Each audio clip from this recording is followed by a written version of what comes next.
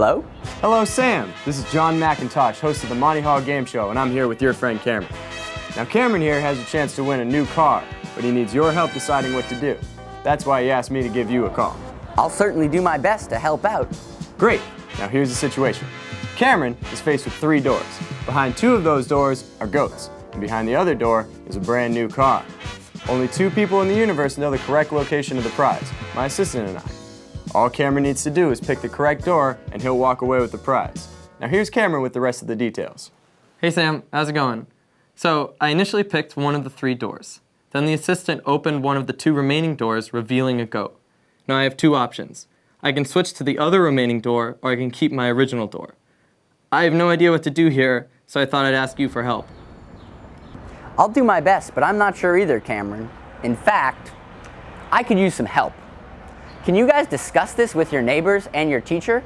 Try to figure out whether or not Cameron should switch doors, or if it doesn't matter. Then get back to me in a few minutes.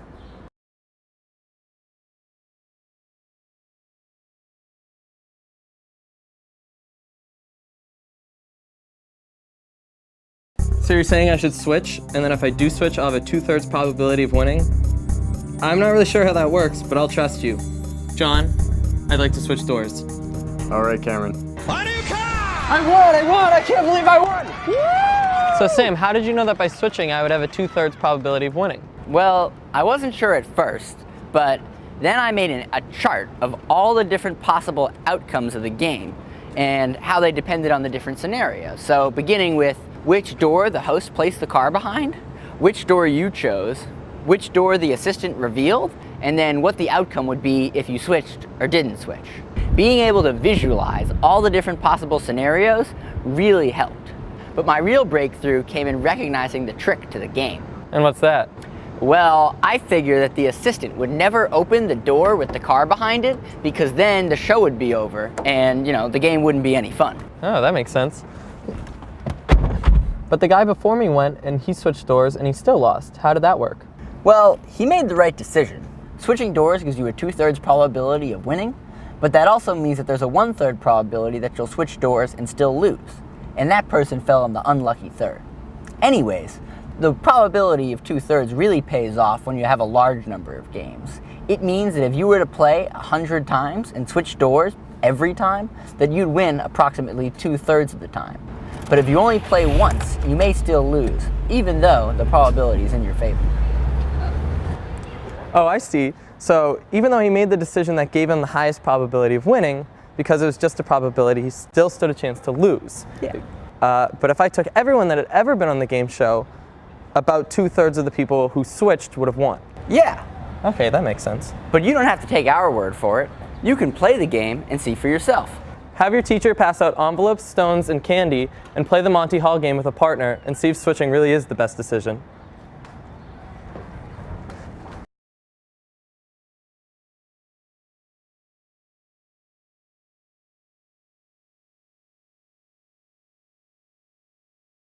Hi everyone, I hope your game went well. How many people who switched ended up winning? Now that you guys have played the game for yourself, let's see how I was able to correctly determine that switching gives a 2/3 probability of winning. I used something called a decision tree to visualize all the different possible outcomes of the game and to determine what the best decision would be. Using a simple example, we'll show you guys how to make a decision tree, what the parts are, and then how to use it to correctly determine what the best decision should be. Decision tree is a tool to help make decisions when there are uncertainties related to different outcomes. Consider, for example, a decision many of you and your parents may make every morning, whether to drive or take the bus to work or school. Which is the better option if you want to get there in the least amount of time? A decision tree gives us a quantitative method for choosing between these 2 or more alternatives. The first step we take is to write down the decisions to be made and the possible choices. Notice how Sam drew 1 arrow for each possible choice. In this case, there are only 2 choices, but if there were more, you could just add additional arrows. This section of the tree is called the decision maker's choice. Once I've identified the possible decisions, I now need to think about the possible outcomes each decision could lead to. While driving, I could either hit light or heavy traffic, and the bus could be running either very frequently or just normally. Every morning, I tune into the radio and I listen to the traffic report and the weather. Based on both of these, I have to estimate how long it would take to drive in versus how long it would take to take the bus. One morning, I estimate that there's a 70% probability the bus runs every 2 to 5 minutes, and that there's a 40% probability of hitting light traffic if I drive. I'll write these probabilities next to the arrows for each of the possible scenarios. That segment of the decision tree is called Nature's Choices, where there are multiple possible outcomes, each with a known or estimated probability. Next, we finish making this decision tree by drawing the endpoints. The endpoints are where we write down what will happen in each of these 4 possible scenarios. From experience, I know that driving in light traffic takes only 3 to 5 minutes, but if there are traffic jams, it'll take 20 to 25 minutes. I also know that the bus ride takes only 5 minutes, so if the bus is running every 2 to 5 minutes, then I can arrive at work in 7 to 10 minutes. But if the bus runs only every 10 to 15 minutes, then it'll take between 15 and 20 minutes to arrive. So now we have a finished decision tree, and it allows us to visualize graphically all the possible ways our trip could turn out before we even leave. We can see that one possibility is driving in traffic jams, in which case it takes 20 to 25 minutes to get to work. Or we could take the bus, and depending on how frequently it's running, arrive in between 7 to 20 minutes. Now the last step is to use the tree to calculate something called the expected value. The expected value, or average value, is just what you expect to have happen as a consequence of your decision. In our case, it's the time it takes to get to school or work when you're driving or when you're taking the bus. The way you calculate the expected value for a given decision is to multiply the probability of each branch along the pathway to its endpoint, and then to sum the results up over all pathways within that decision. For example, to calculate the expected value of the commute time for the decision to drive, we multiply the time it takes to arrive in light traffic, 5 minutes, by the probability of light traffic, 0.4, and add that to the time it takes to arrive in traffic jams, 25 minutes, by the probability of traffic jams, 0.6. When we add the two together, we obtain 17, meaning that the expected value of the time to drive to work is 17 minutes. We can then do the same thing for taking the bus, multiplying the probability of the bus running every 2 to 5 minutes with the time it takes to arrive, and adding that to the probability of the bus running every 10 to 15 minutes multiplied by the time it would take to arrive. When we do this, we obtain an expected value of 13 minutes, meaning that if you take the bus, you can expect to have a commute time of 13 minutes. Now that we have the two expected values of our decision, we see which is the better choice. In this case, taking the bus gives the better expected value, a shorter commute, and that is our decision. By making a decision tree, we were able to systematically list all the possible outcomes of this choice and characterize how they depend on the underlying probabilities. This is the exact same thing I did to figure out the best decision in the Monty Hall problem. The only difference was that the decision tree for the Monty Hall problem was a little more complex because there were 3 levels instead of 2, but the procedure was the same. List all the choices, determine the probabilities and endpoints, and then calculate the expected value to determine the best decision. Now that you guys have seen how to make and use a decision tree, get back with your neighbor and work on making the decision tree for the Monty Hall problem. Here's a hint. The Monty Hall problem has 4 different steps. First, the game show host picking a door to place the car behind. Second, the contestant initially choosing their door. Third, the assistant opening a door to reveal a goat. And fourth, the contestant having an opportunity to switch. Each of these steps should have its own branch in the decision tree.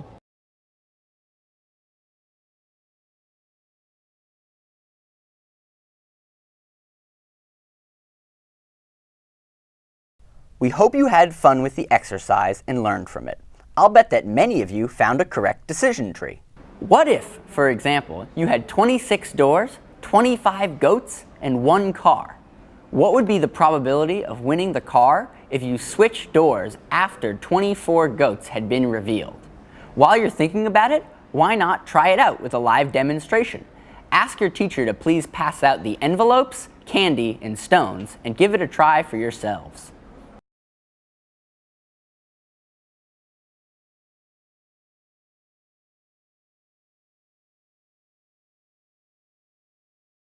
Now we'll go through the decision tree for the 26-door version of the Monty Hall problem.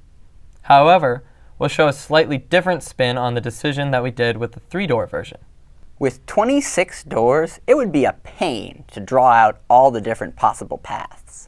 Instead, we can think about the problem differently and separate it into one decision maker's choice and one nature's choice. In this case, the decision maker's choice is whether or not to switch an envelope, and the two possible choices are yes or no. The next part is nature's choice, and the two possible scenarios are that you initially picked the prize or you picked nothing. In this case, with 26 envelopes and one prize, the probability of picking the prize is 1/26th, and the probability of picking nothing is 25/26ths. Now we write down the outcomes for each of these 4 scenarios. Switching and initially picking the prize, switching and picking an empty envelope, not switching and picking the prize, and not switching and picking an empty envelope. From this, we see that if you switch, you will win when you initially picked nothing. We can calculate the expected value and see that it is 25/26ths. On the other hand, we calculate the expected value and find that it is 1/26ths. Therefore, switching will win you the prize 25 out of 26 times, approximately. By thinking about the problem this way, we saved having to draw every single outcome, but we also saw how thinking about what are called limiting cases can help build up your intuition. In the case where there are 26 envelopes and only one prize, it's easy to see that the probability of picking the prize initially is very small. Then, after 24 envelopes have been opened, you know that the prize is either in the envelope you initially chose or the one envelope left unopened by the assistant. Since the probability you initially picked the envelope with the prize is very small, the probability it is in the remaining envelope is very large. Therefore, if you switch, then you have a large probability of winning. And of course, again, the decision tree confirms this newly found intuition. That makes a lot of sense, but one thing I'm still curious about is if you decide to switch and still lose, does that mean you made a bad decision? I don't think so. And here's an example I think which shows why. Suppose I listen to the weather one morning and I hear it's going to rain. So I decide to bring my umbrella and I carry it with me all day, but then it doesn't rain a drop. I didn't make a bad choice, and I'm not mad that I brought my umbrella because it still offered me protection in case it was going to rain. I think I thought of an example. So for my new car, I probably have to buy car insurance. Every month I'll pay a premium, and that way if I get into an accident, it'll be covered. But if I don't get into an accident, I'll still be happy I made the purchase because I'll get the peace of mind that comes with the coverage. And speaking of cars, I think I left the windows open. While we're checking on the car windows, why don't you guys talk to your neighbor about some times in your lives when you could follow the optimal decision but still not get the optimal outcome?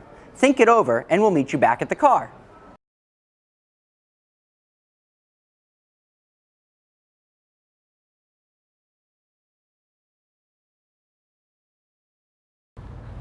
So today we learned how to help your friends win a car, but we also learned how to use decision trees to make smart choices about probabilistic or uncertain events. We saw how decision trees let you visualize all the different possible outcomes, calculate the expected values, and make smarter choices. So we also tried to show you how these skills apply to more than just game shows, but they help with everyday life choices, from what rain gear to wear to how to get to school in the morning. So we hope we've given you guys a small appreciation for the power of probability, and also some tools to help you and your friends make smarter decisions. Thanks for letting us into your classroom today and helping me win this brand new car.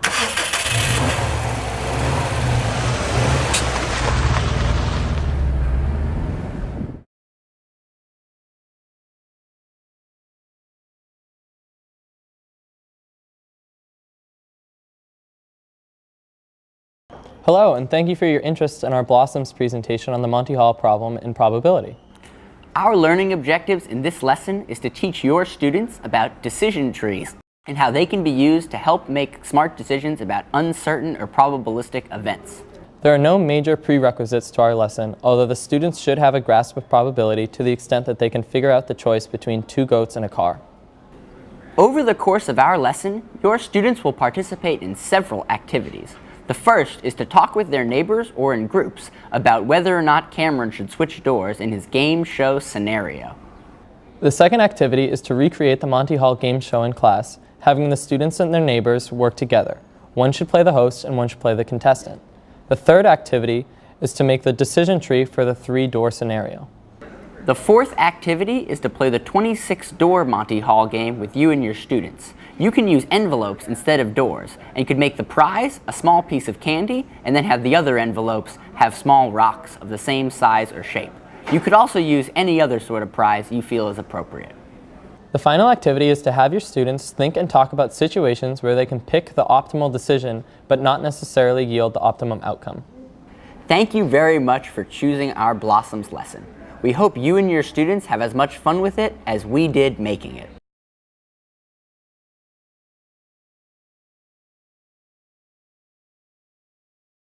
Now, we'll go over the decision tree Cameron and I made and show you how we used it to determine that switching results in a 2/3 probability of winning the car. The first step in the decision is the host's choice of which door to place the car behind, and there's an equal probability for each of the 3 possibilities. Next comes the contestant's first choice. He or she chooses a door, and, we assume, has equal probability of picking any of the 3 doors. We list what is behind each of the 3 doors the contestant could select for each of the possible choices the host could have made. Now comes the most important step, when the assistant reveals the goat. The key thing to notice here is that the assistant only has a choice when the contestant picked the door with the car behind it. If I had picked a door with a goat behind it, then the assistant must open the only other goat door. Once the assistant revealed the goat, the contestant is offered the chance to switch. We write down the outcome if he or she switches. Now, the last step is to go calculate the probabilities associated with all these different outcomes by multiplying the probabilities corresponding to each step of the decision. Now that we have the probabilities, we can add up all the probabilities of all the cases where switching the door wins you the car. When we do so, we see they add up to 2/3, and we see that not switching adds up to 1/3 chance of winning. So we just used the decision tree to show that 2/3 of the time, switching wins you the car. Something that might help you get a sense for why this is the case is to think about what happens if you initially pick the goat and then switch doors. You always win because when you switch, you'll always be switching to a car. Exactly. And since there are initially 3 doors and 2 goats, the probability of initially picking a goat is 2/3. And so, if you initially pick a goat, then you need to switch doors to win. So that means that 2/3 of the time, when you switch doors, you'll win, because 2/3 of the time, you'll have initially picked a goat. And that's exactly what the decision tree confirms. A good way to get a better sense of why this is the case is to think about what would happen if we added more doors and more goats.